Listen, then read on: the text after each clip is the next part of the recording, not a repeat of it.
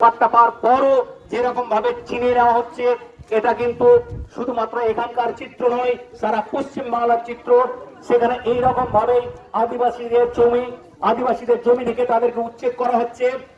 হয় আবাসন গড়ে উঠছে, হয় রিসোর্ট গড়ে উঠছে, নয় পাথর খাদান গড়ে উঠছে, নয় ক্রেশার গড়ে উঠছে। আদিবাসীদের বাবুদের কোন বড় বড় রিসোর্ট তৈরি হচ্ছে এই পশ্চিম বাংলার সর্বত্রই।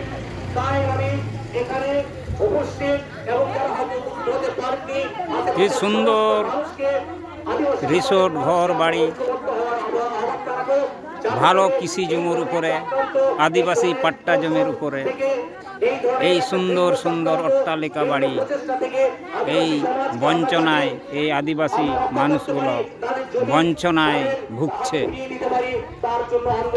তার জন্য আমাদের এই দীর্ঘ লড়াই কিন্তু চলতে থাকবে যতক্ষণ না তাদের ন্যায্য অধিকার তারা পাচ্ছে, যতক্ষণ না তাদের জমি তাদের হাতে ফিরে পাচ্ছে। আমরা কিন্তু সামগ্রিকভাবে শুধু এই বোলপুর এলাকার কিছু গ্রামের মানুষ নয়, সারা আমাদের বীরভূমের মানুষ, প্রয়োজনে আমরা সারা বাংলার মানুষকে ঐক্যবদ্ধ করে আমাদের এই আন্দোলনে আমরা সামিল করব, যাতে করে আদিবাসীদের এই যে বঞ্চনা, এই যে শোষণ যাতে না চলতে পারে, যাতে আমরা বন্ধ করতে পারি, তার প্রচেষ্টা, তার লড়াই, তার আন্দোলন কিন্তু চলতে থাকবে।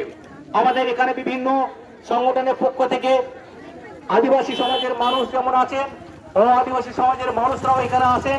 আদিবাসীদের যারা ভালোবাসেন, যারা আদিবাসীদের সাথে থাকেন, সেই সমস্ত তাদের শুভাকাঙ্ক্ষী এখানেও তারা উপস্থিত আছেন।